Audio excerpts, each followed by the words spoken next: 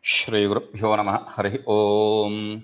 Om Akhandananda Sambodha Vandanat Yasya Jayate Govindam Tamaham Vande Chidanandatanum Gurum. So yesterday we were seeing Chaitanyam Veshtiyavacchinnam Pratyegatma iti giyate Sabhasam Veshti Upaitam Sat Tadatmena Tad Gunaihi Abhibhutaha Sa Eva Atma Jiva Itya Vijiyate Kiñcidavediṣam Anishwaratva Samsaritvadi Dharmavan. So he said, vyaṣṭirahāṅkārakāraṇatvena Chaitanyam, this individual associated consciousness. Individual associated consciousness means we are talking about individuality of ignorance. When we say individuality, we have to maintain our individuality. It's all ignorance. Because vyaṣṭirahāṅkārakāraṇatvena Chaitanyam. Okay? So, vyaṣṭirahāṅkārakāraṇatvena Chaitanyam. Vyashti Ajnana avachinna chaitanyam. That's how you have to understand. Ajnana or avidya avachinna chaitanyam. You can understand like that. So he says avidya avachinna chaitanyam or avidya pratibimbita chaitanyam upahita chaitanyam or avidya abhasita chaitanyam sabhasam. All the three schools he is bringing here. So whichever you say, that is what is pratyegatma. And that very pratyegatma is what is called as jiva. So, eva atma jiva iti abhidhyate. That very self, individual self, is what is called as a jiva. Pratyegatma, you can either call it as pratyegatma or jiva. Does not really matter. They are synonyms. Okay. Now, then it is referred to as pratyegatma, though it is consciousness. When it is referred to as pratyegatma, because of the limiting adjunct difference, it becomes a limited in knowledge, limited in power, limited in everything. Whereas Ishvara is a omniscient, omnipotent, omni this, omni that, everything is complete, perfect. Okay, so this we established. After saying that, he says, asyāvasthā kāraṇaṃ vapustatrābhimānyātmā prājña ityucyate budhaiḥ. Atra asya vyaṣṭihi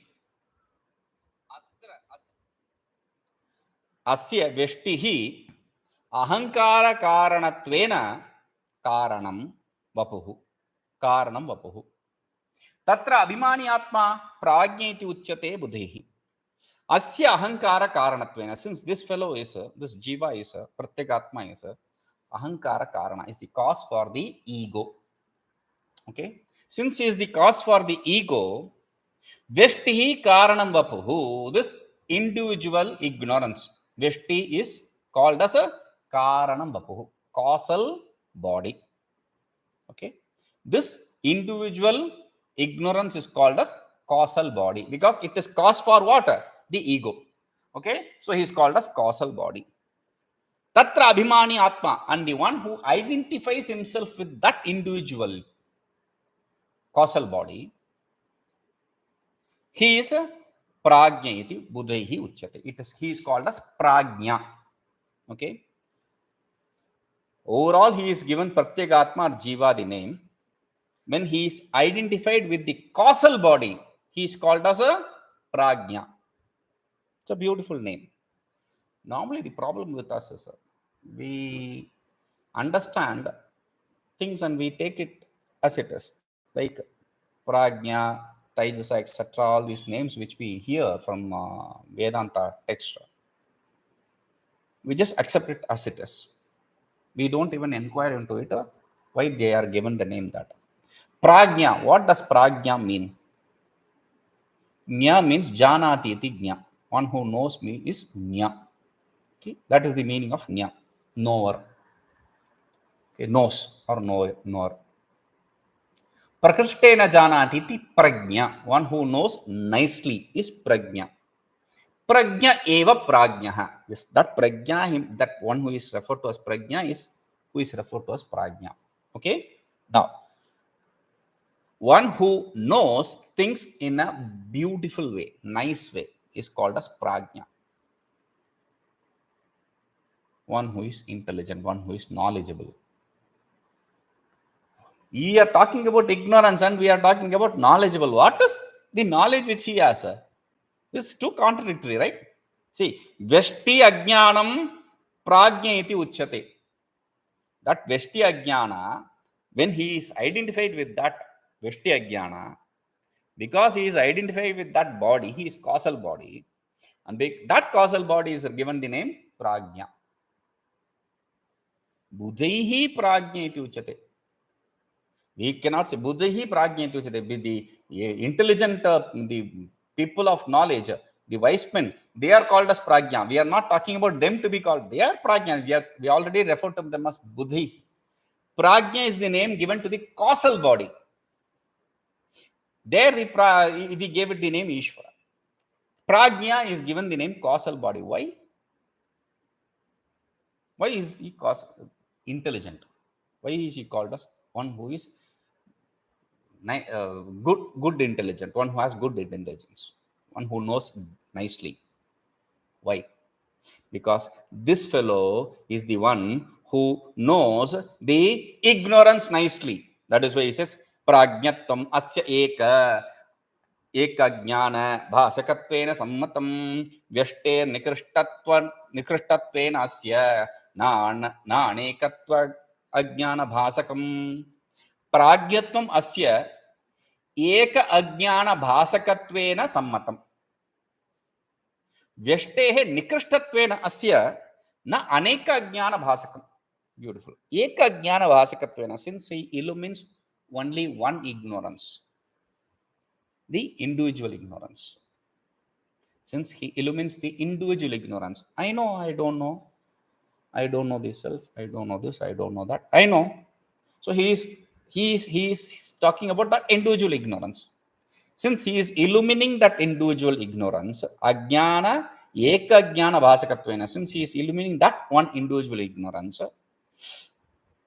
asya prājñatvam sammatam, we call him prājña. Ñā means knowledge, means to illumine something. This fellow, what does he illumine? He illumines the ignorance. Therefore, he is called as prājña. Okay? Asya vyaṣṭernikṛṣṭatvena na aneka abhasa. Since he is vyashti, he is individual. Individual is a inferior and a collective is superior. Since he is inferior, because he is a vyashti, he is individual, therefore he is inferior. Therefore, he does not illumine the multitude of ignorance. He illumines only one ignorance. Okay? Now, we gave the name causal body, karana sharira. Okay?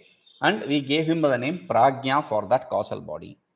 And now, swrupāchādakatvenapi ānanda pracuratvatah kāraṇaṃ vapurānandamayaḥ kośa itīryate. Like we saw in the, with respect to the Ishvara, causal body, then ānandamayaḥ kośa, then suṣuptiḥ. Causal body, karana sharira. Causal body, bliss sheath, and then deep sleep state. They explained everything as synonym. Whether you call this as causal body or deep sleep state or bliss sheath, does not really matter. Okay? So, here he is explaining the same thing for the jiva. Swrupāchādakatvena, jiva's causal body. Okay? Swrupāchādakatvena api ānanda pracuratvatah kāraṇaṃ vapuhu ānandamayaḥ kośa itīryate. Swrupāchādakatvena, since he is covering. Achādaka means to veil, to cover. Since he is covering, he is veiling, V-E-I-L, not W-H-E-E-L. Okay? And sheath is not S-H-E-E-T. It is S-H-E-A-T-H. Sheath, cover. Okay? So, swrupāchādakatvena, since he is covering the self, the inherent nature. Because of this ignorance, I don't understand that I am the absolute self. Since the absolute self, my inherent nature is shielded, is covered, is veiled, therefore, ānanda pracuratvatah. And also, see, he is wheeling the self, but there is abundance of bliss also in this state. Therefore, kāraṇaṃ vapuḥ ānandamaya kośa itīryate. This causal body is what is called as bliss sheath. Okay, this causal body is what is called as bliss sheath. Because there is though the wheeling of the inherent nature, but there is also the experience of abundance bliss. How do you say that? He is explaining that. Asyāvasthā suṣuptiḥ syāt yatrānandaḥ prakṛṣyate eṣo'haṃ sukhamasvāpsaṃ na tu kiñcidavediṣam ityānandasamutkarṣaḥ prabuddheṣu prdṛśyate asyāvasthā suṣuptiḥ syāt yatra ānandaḥ prakṛṣyate eṣo'haṃ sukhamasvāpsaṃ na tu kiñcidavediṣam itīānandasamutkarṣaḥ prabuddheṣu prdṛśyate. Beautiful. He says asyāvasthā. See, after explaining the causal body, sharira, karana sharira, then kośa, ānandamaya kośa, bliss sheath. Then we have to say the corresponding avastha, state.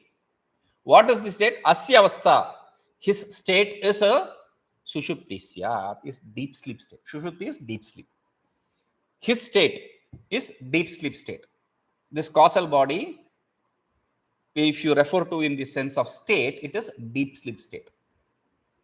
That is why whether you are going to inquire with respect to the bodies or with respect to the sheaths or with kośa, with respect to the avastha, they are all same. Okay, we'll understand that later. Now I'm just giving you a hint. Asyāvasthā suṣuptiḥ. His state as this jiva state as a suṣupti, deep sleep. Okay, now how do you know this? Yatra ānandaḥ prakṛṣyate, where there is abundance of bliss. In suṣupti you can see the abundance of bliss. In the waking state, you do experience bliss. It comes through effort and it is lost after the effort is lost. During the period of experience, you may seem to have experienced the bliss, but there is no bliss actually before or after. We'll come to that later. Okay, yatra ānandaḥ prakṛṣyate, where the abundance of bliss is experienced. Okay, how do you know this? That is with the abhinaya he is showing, with a gesture he is showing. eṣo'haṃ sukhamasvāpsaṃ na tu kiñcidavediṣam. This means I experienced a great bliss.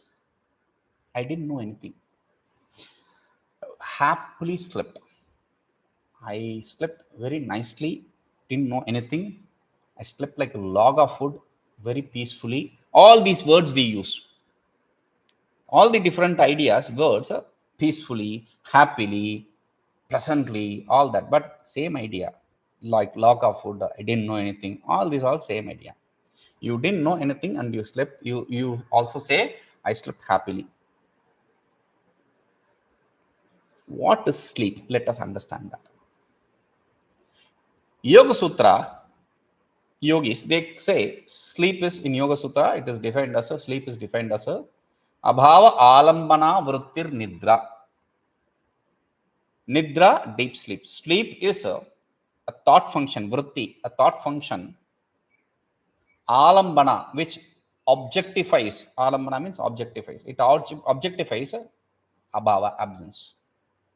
A thought function which objectifies the absence is called as a sleep. That's what they define as. We don't see anything there. We don't experience anything there. But we experience sleep, bliss there. How do you know we experience bliss there? Because we come and say that I experience bliss. Also, when the alarm, earlier they used to key and set the alarms. Nowadays, everyone has a cell phone and in a cell phone they have an alarm.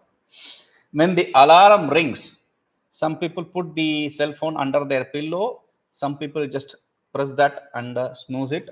And some people try to go beyond that alarm.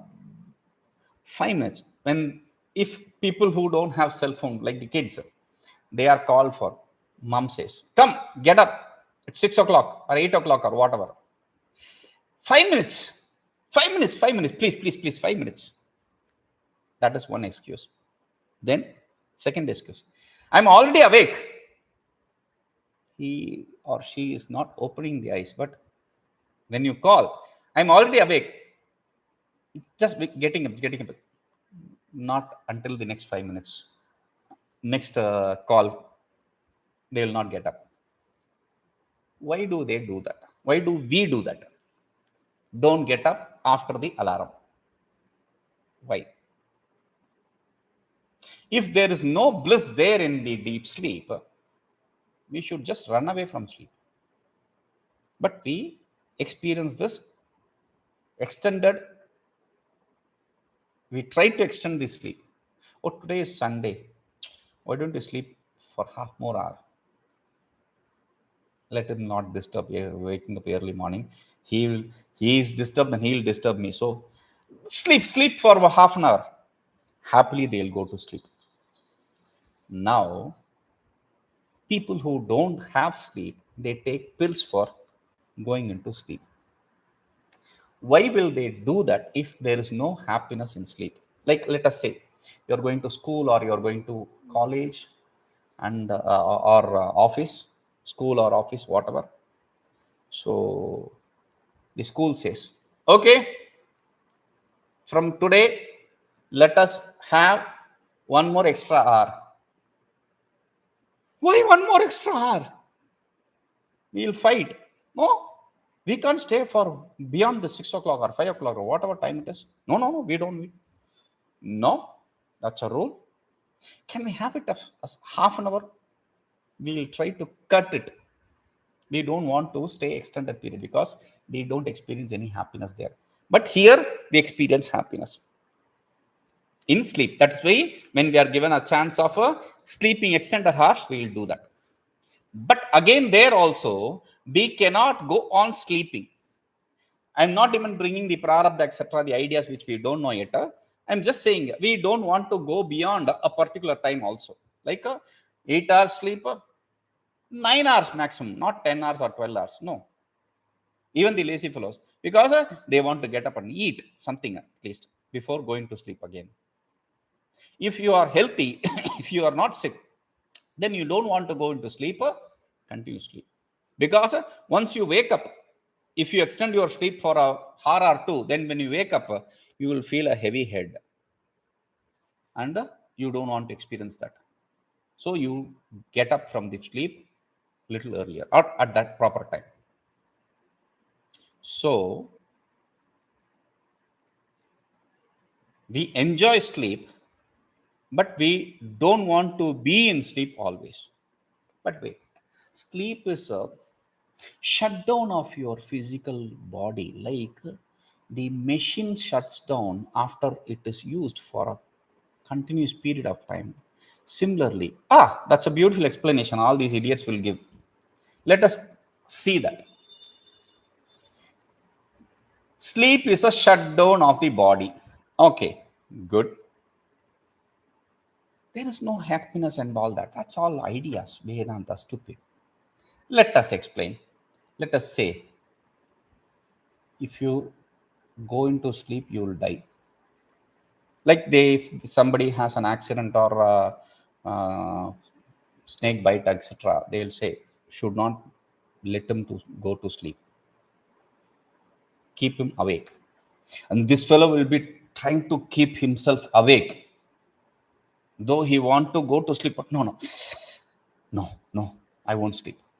If we say, if you go to sleep, you will die or something bad will happen, no one will be interested. They'll try to avoid sleep as much as possible. But no, we keep, whether we have a very good bed or no, does not really matter. We just want to sleep because we experience some happiness there. That is the reason we want to go to sleep. But basically, what is sleep? Vritti, there is a vritti. Okay, what is sleep? Mind, when it is mind, there is a nadi, there is a nerve called, spiritual nerve called kurma nadi. Okay. So, kurma nadi, if the hand is, the clasp hand is heart, and you can take the thumb as the kurmanadi. Okay.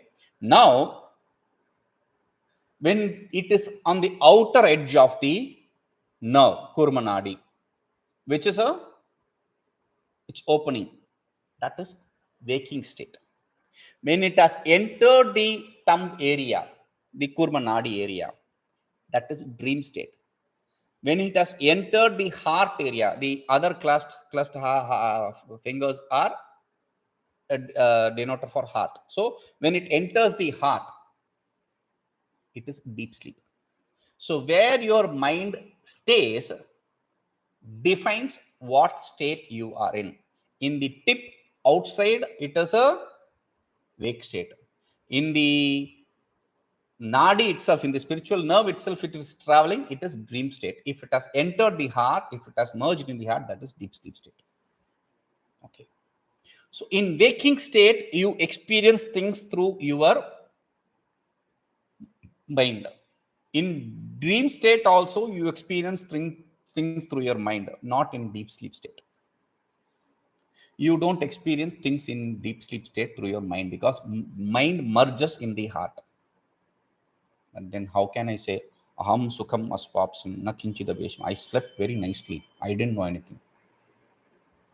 Because I cannot experience something which you have, I cannot remember something which you have experienced.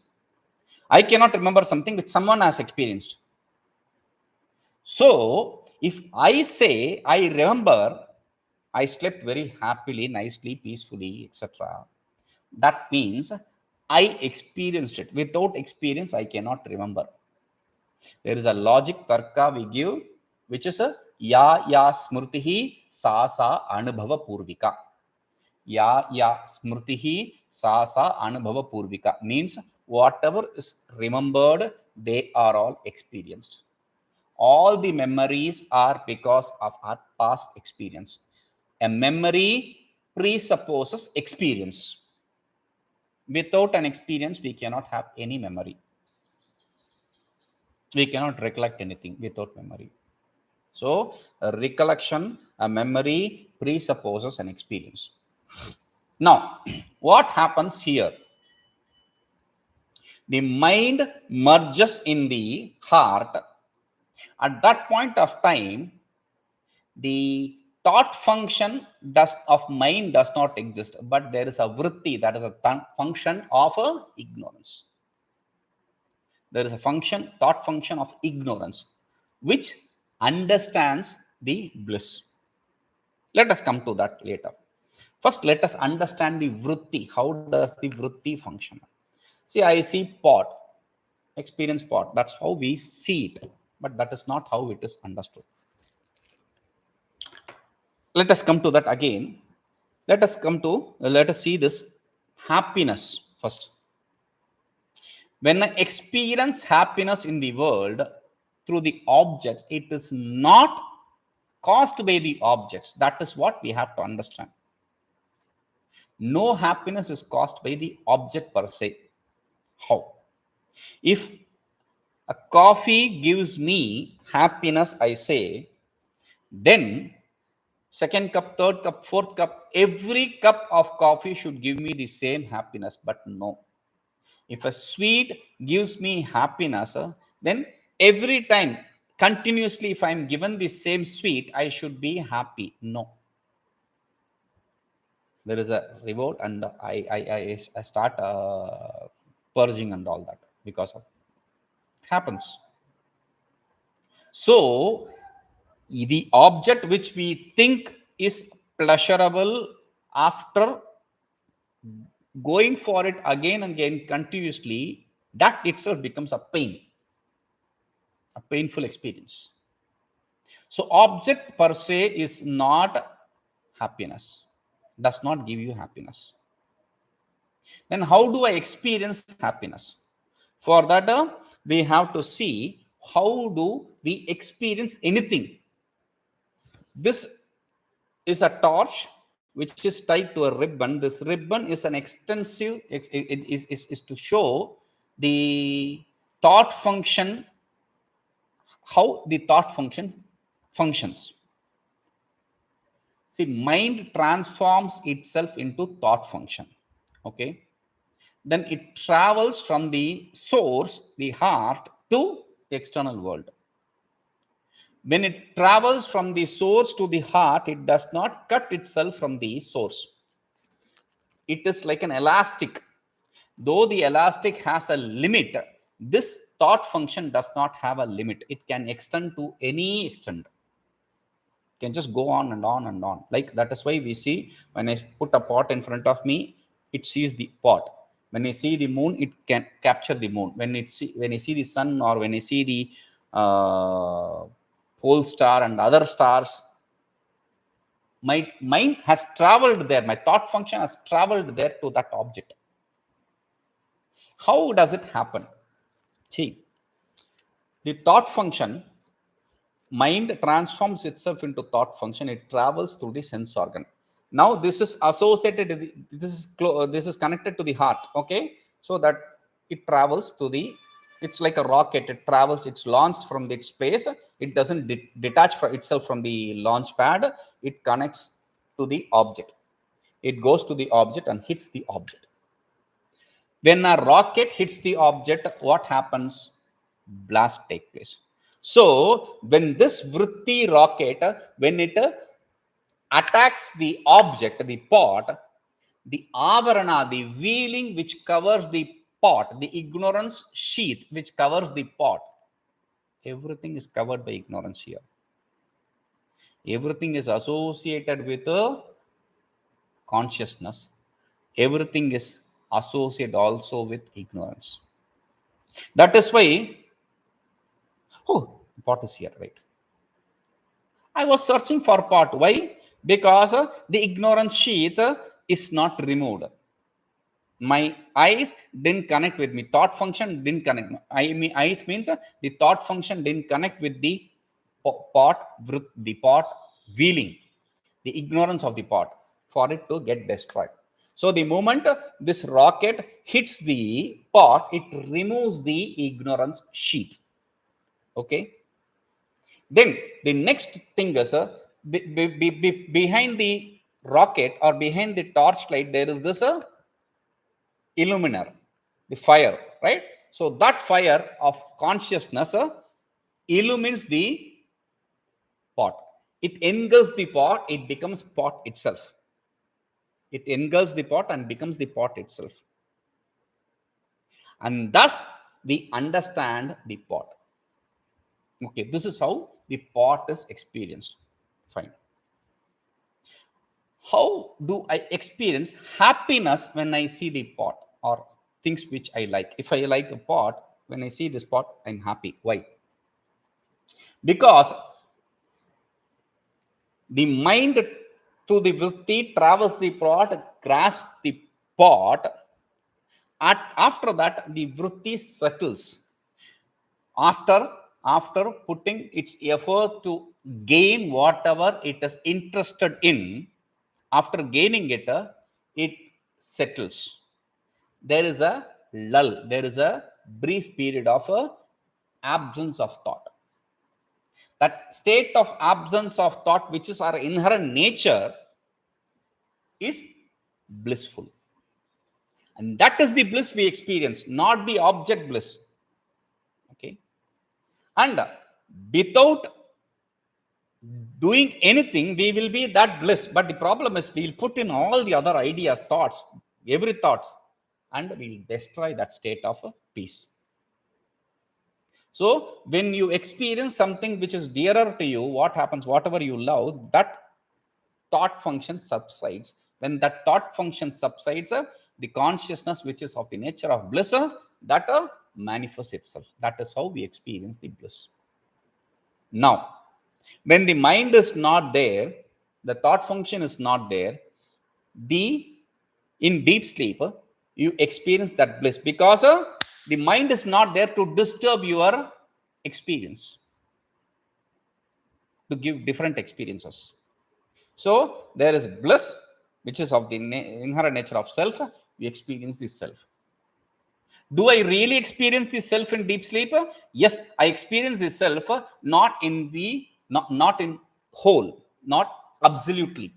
Why? Because there is ignorance which is covering it, because of which I am not able to experience the knowledge portion of the self. Satyam, Jnanam, Anantam. Existence, knowledge, bliss. I can experience the existence state. I can experience the bliss state, but I don't experience the knowledge state of the self because the ignorance is covering it. So that is why when I go to deep sleep, since there is absence of mind, there is absence of disturbance of thought function, I experience the bliss of the self, unhindered bliss of the self. And that is why I want to go to sleep again and again and again and again, even while in the class also sometimes, because I experience bliss. But the problem is that is not the experience of self, because that though that is experience of self, that is not the self state, because there is obstacle of ignorance. So that is why he says prabuddheṣu ānandasamutkarṣaḥ prdṛśyate, because once you wake up from that deep sleep state, when you come to the waking state, you experience that bliss. Experience that bliss? Yes. I slept happily. No one says, I slept very happily. No. The moment you experience, you remember something which is of the nature of joy, the mind also becomes overjoyed. You remember something which is sorrowful, your mind also becomes sad. At that very point of time, when you remember that. So, nānekājñānabhāsanam prdṛśyate, you see when you wake up, you say, I slept very nicely. Oh, what a sleep. That is why you experience that. Okay, we'll see this. Om purnamadah purnamidam purnat purnamudachyate purnasya purnamadaya purnamevavashishyate. Om shanti shanti shanti.